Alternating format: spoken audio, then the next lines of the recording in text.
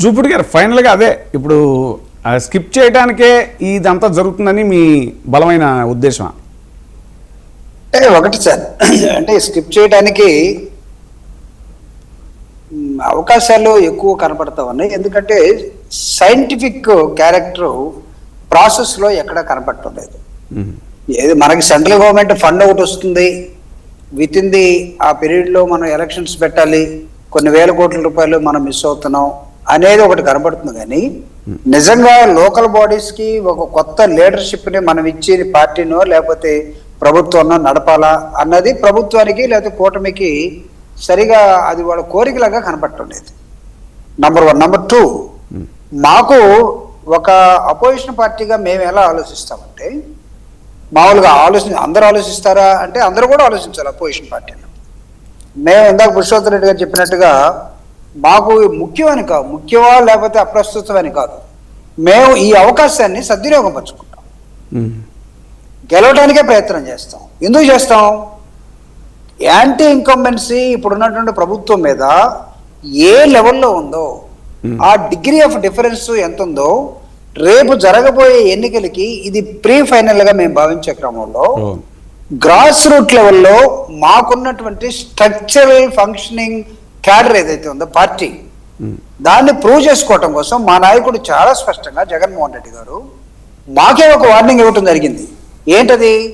ఎక్కడైనా ఎవడైనా సరే కాంప్రమైజ్ అవటం కోసం, యునానిమస్ కావటం కోసం ప్రయత్నం జరిగిందో పోటీ నుంచి విరమించుకున్నారు, మీ సీట్ అవుట్. అవును, నన్ను అడగాల్సిన అవసరం కూడా లేదన్నారు. అంటే దాని అర్థం ఏంటి? మేము కోరుకుంటున్నట్టే కదా, ఎలక్షన్స్ స్ట్రాంగ్గా జరగాలని కోరుకుంటున్నాం. ఎలా జరగాలి? ఇవన్నీ కూడా క్లియర్ చేయండి, ఒక నెల లేట్ అయినా పర్లేదు. ఈ సర్విషయం ఏంటి? చాలా ఇంత అంబిగ్యూటీ ఒక ఓటర్ లిస్ట్లో వచ్చినప్పుడు ఇది is it not a prestige to the election commission, they call it state level or central level. మీ ఇద్దరు కమ్యూనికేషన్ ఉంటుంది కదా. సో మీ ఇద్దరి మధ్య కంప్లైంట్ ఎవరికి వెళ్తుంది? కోర్టులకు వెళ్తుంది. Court has to look in to it. కోర్టులో జస్ట్ లైక్ దట్ మీకు స్టార్ట్ అయింది అని వెళ్ళడానికి ఇది ఏమైనా తిరణాలా ఏంటి? ఇది స్టార్ట్ అయినా సరే యూఆర్ దేర్ టు ఇంటర్వీన్. ఎందుకు? డెమోక్రటిక్ ప్రాసెస్లో ఓటు అనేది ఫండమెంటల్ రైట్ కాబట్టి ఆ ఓటుని రక్షించడం కోసం ఓటర్ వెళ్ళినప్పుడు, ఓటర్ తరపున ఒక రాజకీయ పార్టీ వెళ్ళినప్పుడు ఖచ్చితంగా నేను అనుకోవటం కోర్టులు దీన్ని డినై చేస్తాయని నేను అనుకోవట్లేదు. కానీ ఇన్ని అంశాల మధ్య ఒకవేళ అయితే పోస్ట్ పోన్ కావచ్చు. వాళ్ళు ఇచ్చిన షెడ్యూల్ మేబీ సెప్టెంబర్ కాకపోతే ఖచ్చితంగా డిసెంబర్లోకి రావచ్చు, నవంబర్లోకి రావచ్చు, అక్టోబర్లోకి రావచ్చు. సో ఇన్ని ఉన్న తర్వాత ప్రతి ఈవెంట్లో, ప్రతి మూమెంట్లో పాలక వర్గాన్ని మేము ఎండగడుతూ పోతాం. మా ప్రజలు మేము చైతన్యం చేస్తాం, మా ప్రజలు మేము ఎడ్యుకేట్ చేస్తాం, పోరాటానికి సైన్యాన్ని మేము సన్నద్ధం చేస్తాం. ఆ క్రమంలో జగన్మోహన్ రెడ్డి గారు ఎప్పుడైతే ఎలక్షన్ కమిషన్ ఒక నోటిఫికేషన్ సెప్టెంబర్లో వస్తుందన్నాడో వెంటనే అంతకుముందు అర్జెన్సీ కార్యక్రమాలన్నీ పక్కన పడేసి మొత్తం ఇన్ఛార్జీలు మొత్తం తోటి నిన్న ఒక మీటింగ్ పెట్టడం జరిగింది. ఇట్ వాజ్ సరే ఎమర్జెన్సీ మీటింగ్. మేము పెట్టుకున్న ఎమర్జెన్సీ మీటింగ్ లాగా మిగతా 3 పార్టీలు పెట్టుకోలేకపోయాయిగా.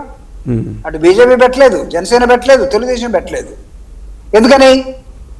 What it shows to we are ready. అంటే ప్రతిపక్ష పార్టీగా మేము సిద్ధంగా ఉన్నాం. ప్రొవైడెడ్ అంటే ఈ తాజా సర్వే కూడా మీకు ఇంకా ఊపునిచ్చినట్టుంది. ఐఐటిఎన్స్ సర్వే కూడా మీకు బాగా ఊపునిచ్చినట్టుంది. ఆబ్వియస్లీ ఏ సర్వే అయినా సరే ఉన్న ప్రభుత్వం వెనకబడిపోయిందని చెప్పిన తర్వాత, ప్రతిపక్షం ముందుకు వస్తుందన్న తర్వాత ఖచ్చితంగా మేము దాన్ని కూడా వాడుకుంటాం. It's a weapon for us. మాలో ఎక్కడైనా ఎవరి మధ్యనైనా సరే నిర్లిప్తత ఉండి, నిర్లక్ష్యం ఉండి, ఎక్కడన్నా నెగ్లిజిబిలిటీ ఉంటే వాళ్ళని యాక్టివేట్ చేసుకోవడం కోసం ప్రభుత్వంలో జగన్మోహన్ రెడ్డి గారి పోరాటం నిజంగా దాని ప్రతిఫలం ఎలా ఉందో ఇదిగో ఒక సర్వే, ఒక మిర్రర్ లాగా మన ముందు పెడతా ఉంది. వాళ్ళు ఎవరు ఒక 60-70 మంది ఫ్రేలో లేరు. ఉన్న ఎమ్మెల్యేలు అందరూ కూడా అసలు వాళ్ళందరూ భయపడి వెళ్ళిపోతా ఉన్నారు. ఉన్న వాళ్ళలో 9-15 మందికో 12 మందికో మంత్రులకే సీట్లు లేవు అని ఒక సర్వే మనం చెప్తున్న తర్వాత with N number of questions వాళ్ళు దాదాపు కొన్ని వేల మందిని వాళ్ళు ఇంటర్వ్యూ చేసి వాళ్ళు ఒక సర్వే తయారు చేసిన తర్వాత అది మాకు అనుకూలంగా ఉన్న తర్వాత మేము వాడుకుంటాం కదా. పైగా అప్ టు డేట్ సర్వే అది. ఈ నెల 20వ తారీఖు వరకు ఉన్న సర్వే అది. ఎస్, అంటే ఆ లిమిటేషన్స్ మధ్య ఉన్నటువంటి నేపథ్యంలో సో ఎనీహౌ సార్, మోహన్ గారు నేను ఈరోజు ఒంగోలులో ఉన్నాను. ఇప్పుడే నేను ఒక కార్యక్రమానికి ప్రకాశం జిల్లాలో కందుకూరులో ఒక చిన్న కొత్తపేట అనే ఒక విలేజ్ లో మా కార్యకర్త వాళ్ళ వైఫ్ చనిపోతే ఆ ఫంక్షన్కి వెళ్ళి మీ దగ్గర ఒక 5 నిమిషాలకి లేటు కూడా నేను అవటం కూడా కారణం. నేను జనంలో నుంచి మాట్లాడుతున్నాను ఇప్పుడు. అవును. నేను అంటే బాటం నుంచి మాట్లాడుతున్నా. జనం ఏమనుకుంటున్నారు తెలుసా? ఇందాక ఒక తెలుగుదేశం పార్టీ క్యాండిడేట్ వచ్చి నా దగ్గరకు వచ్చి అన్న ఒక ఫోటో కావాలంటే పక్కన అడిగారే నువ్వు ఈ పార్టీ కాదంటే ఏమన్నాడు తెలుసా? అన్న ఎక్కడ ఉంటే మేము అక్కడ ఉంటామండి అన్నాడు. అంటే దాని అర్థం ఏంటి? మార్పు కనపడుతుంది కదా. జనం జూపుడి గారు మీరు గట్టిగా ఉండండి, జగనన్న చెప్పండి, ఎక్కడ అధైర్యపడద్దు, ఈ ప్రభుత్వం ఏం చేయట్లేదు అని డైరెక్ట్గా మాతో మాట్లాడుతున్నారు. అంటే గతంలో జగన్మోహన్ రెడ్డి గారు ఇచ్చినటువంటి వెల్ఫేర్ యాక్టివిటీస్ ఏదైతే ఉన్నాయో పొలిటికల్ పార్టీని చూడకుండా మాకు ఓటేసారా లేదా, ఆ పార్టీయా ఈ పార్టీయా అనే చూడకుండా తను చేసినటువంటి ఒక ప్రజాస్వామిక ప్రయోగం ఏదైతే ఉందో అది ఈ ప్రభుత్వం చేయలేకపోతుందనే ప్రజలు ఒక నిర్ధారణకు వచ్చారు. ఆ నిర్ధారణ ఫలితమే ఆ సర్వే, ఆ నిర్ధారణ ఫలితమే వీళ్ళు డైరెక్ట్ ఎలక్షన్స్కి వెళ్దాం అనుకోవటం. ఇండైరెక్ట్ అయితే చాలా మేనేజ్ చేయాలి, డైరెక్ట్ అయితే మనం ఎక్కడో మేనేజ్ చేయొచ్చు. కాబట్టి ఇవన్నీ మేము మా పార్టీకి అనుకూలంగా ఉండేటువంటి అంశాలుగా మేము భావిస్తా ఉన్నాం. సో మీకు ఇంకొక అంశం చెప్పండి మోహన్ గారు, గ్రౌండ్ ఏముందో చెప్పండి సార్. కూటమిలో లుకలుకలు అనేది చాలా స్పష్టంగా ఆ 3 పార్టీల్లో కనబడతా ఉన్నాయి. వాళ్ళు ఏ రేషియోలో పంచుకుంటారో లేదో ఇప్పుడు దాకా కరెక్ట్. ఆ పాయింట్ కూడా వాళ్ళని భయపెడుతున్న విషయం. ఎందుకంటే పవన్ కళ్యాణ్ గారు ఈసారి కొంచెం స్ట్రాంగ్గా మా వాటా మాకు దక్కి తీరాల్సిందే అనేలాగా ఉన్నారు జనసేన నుంచి అనేటువంటిది, అది కూడా కొంత ప్రభావం చూపిస్తుంది టీడీపీ మీద అనేటువంటి చర్చ కూడా జరుగుతుంది. అంటే ఇప్పుడు పవన్ కళ్యాణ్ గారు ఒకవేళ సరైన డెసిషన్ తీసుకోకపోతే ఆయనని అభిమానించే వాళ్ళు లోకల్ బాడీస్ కాబట్టి వాళ్ళే ఒక డెసిషన్ తీసుకునే ప్రమాదం వాళ్ళకి ఏర్పడింది. ఇది అడగత్తలాగా తయారైంది వాళ్ళకి. నువ్వు ఉంటూ తెలుగుదేశానికి, బట్ మాకు ఇది సరిగా అనిపించట్లేదు, మేము పక్క వెళ్ళిపోతున్నామని వాళ్ళు వస్తున్నారు. కాబట్టి ఆ సిచ్యువేషన్లో వాళ్ళు ఉన్నారు పాపం. కూటమిలో దానికి గందరగోళం, వాళ్ళ బాధలు అవన్నీ ఉన్నాయి. కానీ మాకేంటి, మేము ప్రతిపక్షం కదా. గతంలో 5 సంవత్సరాలు జగన్మోహన్ రెడ్డి గారు ఈ రాష్ట్రంలో సంక్షేమం ఏంటి, డెవలప్మెంట్ ఏంటి, నిజంగా రూరల్లో ఉన్నటువంటి పేద వర్గాలు ఎవరైతే ఉన్నారో కమ్యూనిస్టులు కొన్ని అంశాల్లో చేయలేనటువంటి స్లోగన్స్ ఎలా మిగిలిపోయాయో ఆ స్లోగన్స్ని జగన్మోహన్ రెడ్డి గారు అందుకుని ముందుకెళ్ళినటువంటి నేపథ్యం కదా. ఇంగ్లీష్ మీడియం అండి, నాడు నేడు స్కూల్స్ అండి, తర్వాత పెన్షన్స్, తర్వాత అమ్మఒడి, తర్వాత ఆసరా, ఇలాంటివన్నీ ఎక్కడికి వెళ్ళిపోయినాయి? ఇప్పుడు నిరుద్యోగ భృతి అన్నారు, ఇచ్చారా? 45 సంవత్సరాలకే మీరు పెన్షన్ అన్నారు, ఇచ్చారా? అమ్మఒడి ఎంతమందికి ఇచ్చారు? ఇవన్నీ వాళ్ళే లెక్కలు కట్టి బాగా చెప్తున్నారు. అంటే ఈరోజు ప్రతి ఒక్క ఇల్లు, ఇది అతిశక్తి కాదు, ప్రతి ఒక్క ఇల్లు ఈరోజు ఒక స్టాటిస్టికల్ డిపార్ట్మెంట్ లాగా తయారైంది. ఎందుకంటే ఆ ఇంట్లో ఎంతమంది ఉండేవాళ్ళు, అంతకుముందు జగన్ గారు ఉన్నప్పుడు ఎంత వాళ్ళకి నెలకు వచ్చేది, సంవత్సరానికి వచ్చేది, వాళ్ళే చాలా క్లియర్గా పిక్చరైజేషన్ జరిగింది. ఇప్పుడు అదే మనుషులు వాళ్ళ ఇంటికి ఎంత వస్తుంది, ఎందుకు రావట్లేదు, there is a comparative statement. జనరల్గా మనం మ్యాథ్స్లో స్టాటిస్టిక్స్లో ఇవన్నీ చేస్తూ ఉంటాం. ఒక కంపారిటివ్ స్టేట్మెంట్ ప్రతి ఇల్లు ఆ విధంగా తయారైపోయింది.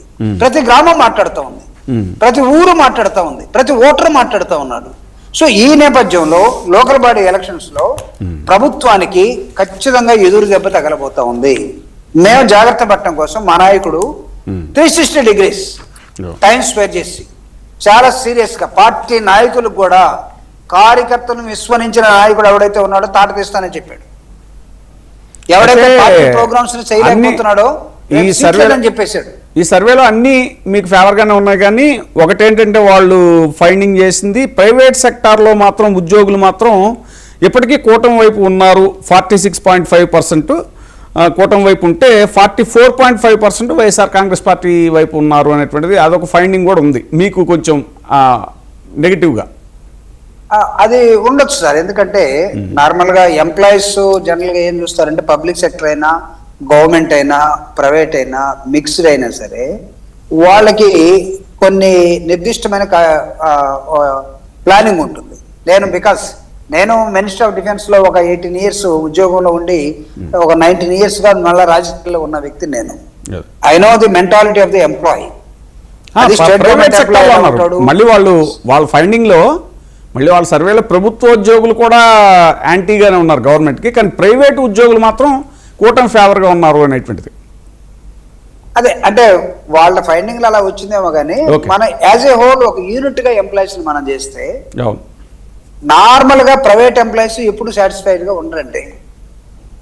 Government employees satisfactory levels fluctuate అవుతూ ఉంటాయి. అవును సాటిస్ఫాక్టరీ లెవెల్స్ ఫ్లక్చుయేట్ అవుతూ ఉంటాయి. అవును ఇప్పుడు పోయినసారి ఆల్రెడీ వాళ్ళు మాకు నెగటివ్ గా వచ్చారు అనుకో. ఉద్యమ బాట పట్టారు కదా ప్రభుత్వ ఉద్యోగులు అంతా ఇప్పుడు ఉద్యమ బాట. ఇప్పుడు ఆల్రెడీ ఇప్పుడు వీళ్ళ ఉద్యమంలో ఉన్నారు. ఇప్పుడు ప్రభుత్వంలో ఉన్న వాళ్ళందరూ కూడా అవును. మేము లాస్ట్ టైం ఏమైనా పొరపాటు చేసామా అంటే ఎందుకు మాకు జగన్మోహన్ రెడ్డి గారు ఇచ్చిన అన్ని ఇస్తూ అధికంగా ఇస్తామని చెప్పారు. అవును సో ఇప్పుడు అధికం దేవుడేరుగా జగన్మోహన్ రెడ్డి ఇచ్చే కూడా ఇవ్వలేకపోతున్నారు వీళ్ళు అనేది ఎంప్లాయీస్ ఈ రోజు మాట్లాడుతూ ఉన్నారు. అవును